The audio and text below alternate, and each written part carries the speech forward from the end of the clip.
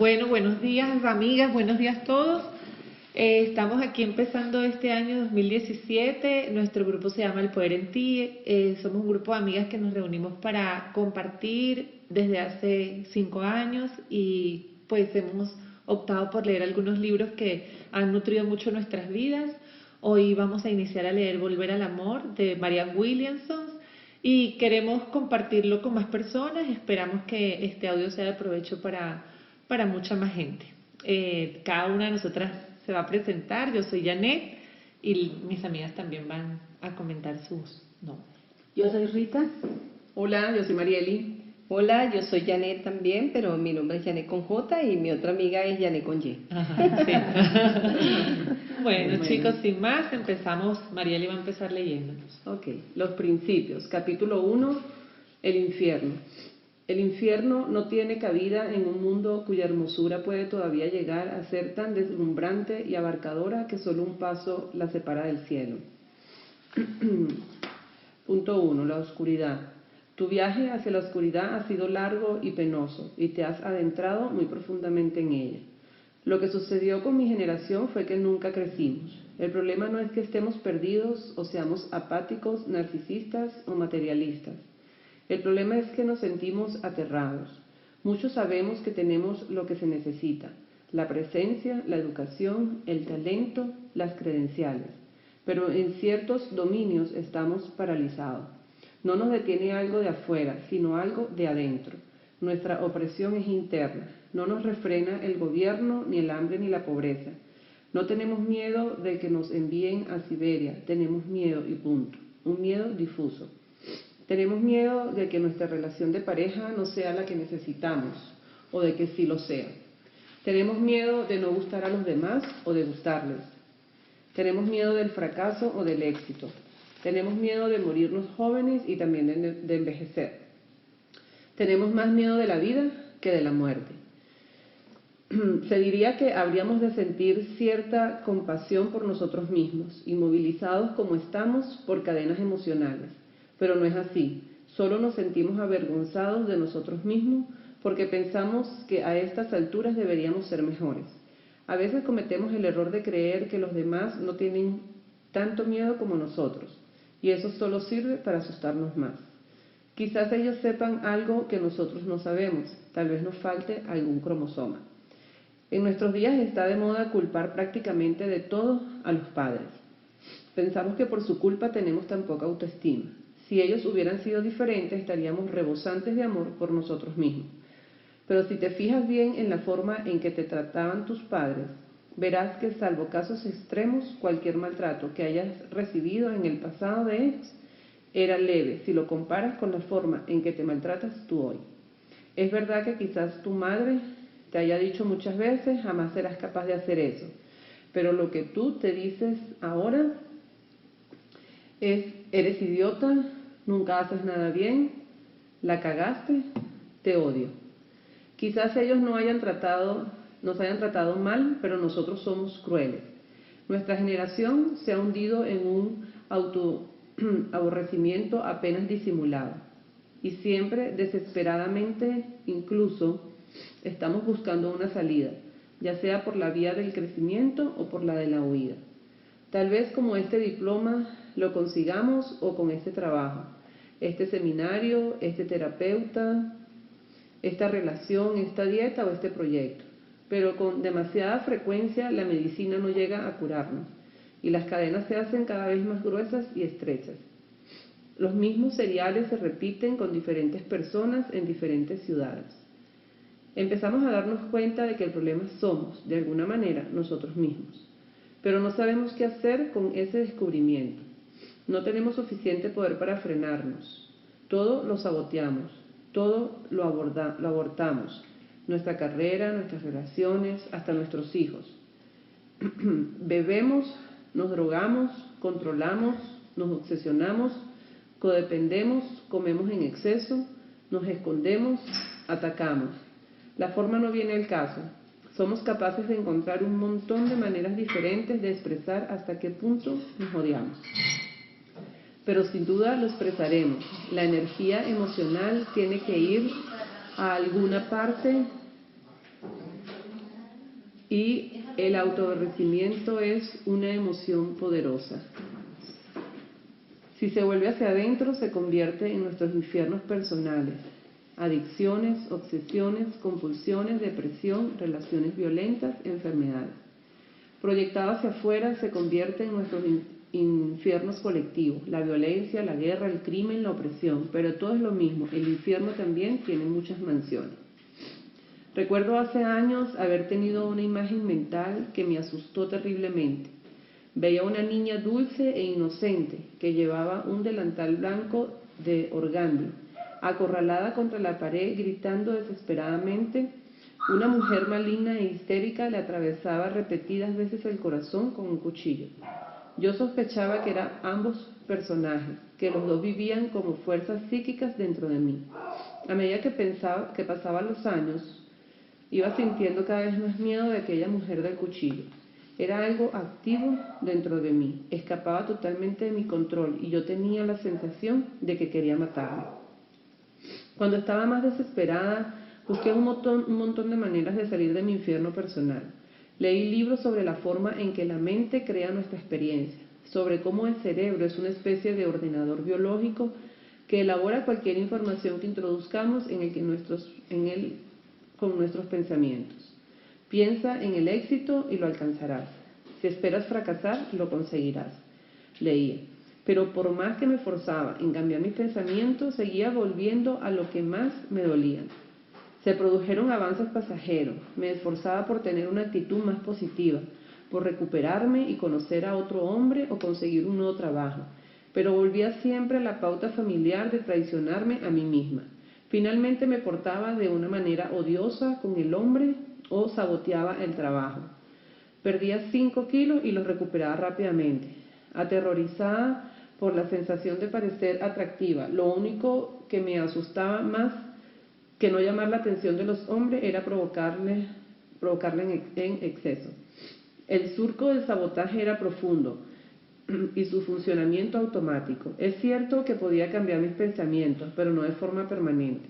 Y no hay más que una variante de desesperación peor que cielos, metí la pata y el cielos la volvió a meter. Mis pensamientos dolorosos eran mis dominios y los dominios son insidiosos. Por mediación de diversas técnicas terapéuticas llegué a estar muy al tanto de mis propias neurosis, pero eso no necesariamente las exorcizaba. La basura no se iba, simplemente se refinaba. A veces le explicaba a alguien cuáles eran mis puntos débiles y usaba un lenguaje tan consciente que sin duda esa persona debía pensar que evidentemente yo me conocía muy bien y que jamás volvería a hacer aquello. Pero sí que lo hacía.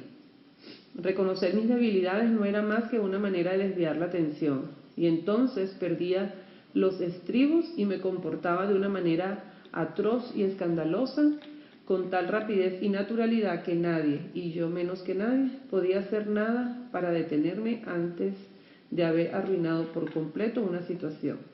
Decía exactamente las palabras que harían de mi pareja, que mi pareja me abandonara, o me diera una bofetada, o las precisas para que me despidieran del trabajo, o algo peor. En aquel entonces jamás se me ocurrió pedir un milagro. Aunque en realidad no había sabido que era un milagro, ya que los ponía en la categoría de la basura pseudomístico-religiosa. No sabía hasta que leí un curso de milagros, que es razonable pedir un milagro. No sabía que no es más que un cambio en la manera de percibir. Una vez estuve en una reunión de personas que seguían un programa de 12 pasos y le pedían a Dios que las librara del deseo de beber. Yo nunca había tenido ningún comportamiento adictivo en particular. Lo que me estaba haciendo polvo no era el alcohol ni tampoco otras drogas. Era mi personalidad en general. Esa mujer histérica que llevaba dentro. Para mí, mi negatividad era tan destructiva como el alcohol para el alcohólico. Cuando se trataba de encontrarme yo misma, la yugular era un artista. Era como si fuera adicta a mi propio dolor. Podía pedirle a Dios que me ayudara con aquello. Se me ocurrió que lo mismo que con cualquier otro comportamiento adictivo, quizás un poder mayor que yo misma podría cambiar completamente las cosas. Algo que no habían podido hacer ni mi intelecto ni mi fuerza de voluntad. Entender lo que había sucedido cuando tenía 3 años no había sido suficiente para liberarme. Los problemas que yo pensaba que finalmente desaparecerían seguían empeorando año tras año. No había evolucionado emocionalmente tal como debería haberlo hecho, y lo sabía. Era como si hubiera habido un cortocircuito en algún profundo lugar de mi cerebro. Como muchas otras personas de mi generación y mi cultura, había perdido el rumbo hacia muchas cosas, y en cierto sentido simplemente nunca llegué a crecer. Hemos tenido la postadolescencia más larga de la historia. Como víctimas de una parálisis emocional, necesitamos retroceder unos pocos pasos para seguir avanzando. Necesitamos que alguien nos enseñe los elementos básicos. En cuanto a mí, me metiera donde me metiera, siempre había pensado que podía arreglármela sola para salir del lío. Era lo bastante guapa, lo bastante lista o tenía suficiente talento e inteligencia. Y si nada de eso me servía, podía llamar a mi padre para pedirle dinero. Pero finalmente me metí en tantos líos que comprendí que necesitaba más ayuda de la que yo sola podía conseguir. En las reuniones de los programas de 12 pasos, seguí oyendo decir que un poder más grande que yo podía hacer por mí lo que yo no podía hacer sola. No me quedaba nada más que hacer, ni nadie más a quien llamar. Finalmente, el miedo llegó a ser tan grande que ya no me sentí demasiado moderna para decir, Dios, por favor, ayúdame. Cuando toca el fondo, ¿verdad? Sí, exacto. Cuando ya no sabes qué hacer. No sabes qué hacer. Bueno, creo que fue el año pasado, no me acuerdo, pero oía creo que estábamos ahorita en el curso que fuimos el año anterior, que decían que la epidemia más grande de estos tiempos, de esta generación, son los pensamientos Claro. negativos, ¿verdad? Bueno, y ella mencionaba allí que era víctima, era adicta a su propio dolor. Ajá. Y realmente yo creo que allí todos tenemos ese grado. Hace poquito. Porque sí. realmente, y se podría decir tal vez adicto a los pensamientos, a esos pensamientos recurrentes sobre los hechos, que nos causan dolor. Porque Sí. realmente nos atamos a esos pensamientos. Así es. Porque, pues normal, todos hemos pasado por situaciones que nos golpean, nos entristecen, nos dan miedo, nos dan dolor. Pero la cosa es que no superamos esos momentos, sino que los revivimos constantemente en el pensamiento. Y es que lo que pasa es que también ese diálogo interno, que obviamente viene de los pensamientos, nos lo estamos recordando a cada instante que no podemos, que no tenemos, que si esto, que si el otro. Y entonces esa continua grabadora no nos permite ver otras cosas. Sí, Y por eso es que tenemos que reentrenar la mente. exacto. Sí. Reencauzar los Sí. pensamientos. Así es. Y el punto 2, la luz. ¿La luz? Ok. La luz Sí, más está alto, en mira, ti. para que se escuche. De modo que pasé por ese momento espectacular y grandioso en que invité a Dios a mi vida. Al principio era aterrador, pero me fui acostumbrando a la idea. Después de aquello, en realidad, nada fue como yo esperaba que fuese. Había pensado que las cosas mejorarían, algo así como si mi vida fuera una casa y yo creyera que Dios le daría una estupenda mano de pintura. Y quizá le cambiara los postigos, le construyera un bonito pórtico y le pusiera techo nuevo. En cambio, tan pronto como entregué la casa a Dios, sentí que Él me la derribaba de un solo golpe, como si me estuviera diciendo: lo siento, cariño, pero los cimientos estaban agrietados, y no hablemos de las ratas que habían en el dormitorio. Me pareció mejor empezar todo de nuevo. Yo había leído sobre personas que, tras entregarse a Dios, sentían una profunda sensación de paz que descendía como un manto sobre sus hombros. Y ese sentimiento lo tuve, pero apenas durante 1 minuto y medio. Después me sentí simplemente como que si me hubieran atropellado. Eso no me hizo desconectarme de Dios, sino más bien respetar su inteligencia. Aquello implicaba que Él entendía la situación mejor de lo que yo habría esperado. Si yo fuera Dios, también me hubiera atropellado. Me sentí más agradecida que resentida. Necesitaba desesperadamente ayuda. Generalmente se precisa llegar a una cierta desesperación antes de estar preparado para Dios. Cuando llegó el momento de la entrega espiritual, yo no me lo tomé en serio, realmente en serio, hasta que no estuve completamente de rodillas. Había llegado a tal nivel de confusión que nada ni nadie podría haber hecho que Marianne volviese a funcionar. La histérica que yo llevaba dentro era presa de una rabia maníaca y la niña inocente estaba de espaldas contra la pared. Me hundí. Atravesé la frontera entre estar sufriendo pero seguir siendo capaz de funcionar normalmente y estar sentada en un rincón del jardín de un psiquiátrico. Fui presa de lo que suele llamar un colapso nervioso. Los colapsos nerviosos constituyen un método de transformación espiritual sumamente menospreciado. Es indudable que su función es llamarnos la atención. Sé de personas que año tras año tienen pequeños colapsos y cada vez se detienen justo antes de que la experiencia haga impacto en el centro. Creo que yo tuve suerte de haber experimentado de un solo golpe la vivencia completa. Lo que aprendí entonces no lo olvidaré. La experiencia fue dolorosa, pero ahora la veo como un paso importante y necesario en mi avance decisivo hacia una vida más feliz. Entre otras cosas, sentí una profunda humildad. Vi con muchísima claridad que yo, por mí misma, no soy nada. Mientras no te pasa esto, sigues probando todas tus viejas tretas, las que nunca te resultaron, pero que sigues pensando que quizá una vez funcionen.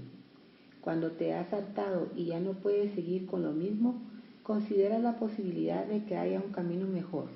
Entonces la cabeza se te abre y Dios puede entrar.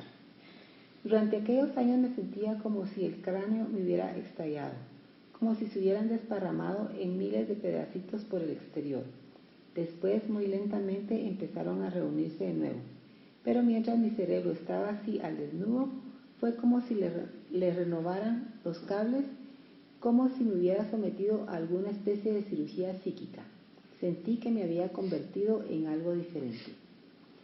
Son más las personas que han sentido de alguna manera que les estallaba la cabeza, que les han dado antiánimo, que las que se han animado a admitirlo ante sus amigos. Hoy por hoy no nos es fenómeno excepcional.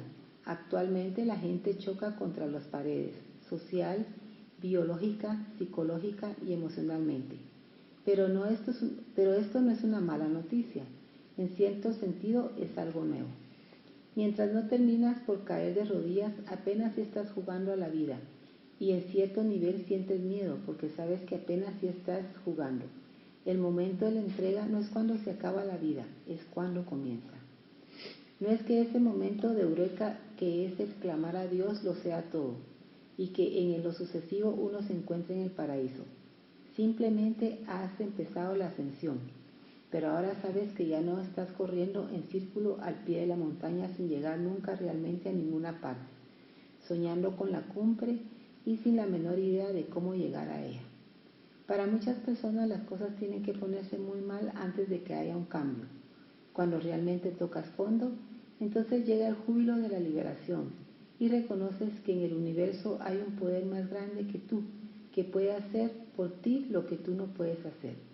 Y súbitamente te parece que, al fin y al cabo, es una excelente idea. ¡Qué ironía! Te pasas la vida entera resistiéndote a la idea de que allá afuera haya alguien más listo que tú y entonces de pronto sientes un gran alivio al saber que es verdad. De pronto ya no tienes demasiado orgullo para pedir ayuda. Esto es lo que significa entregarse a Dios. Sí, pero es que no viven tanta resistencia, ¿verdad? Sí.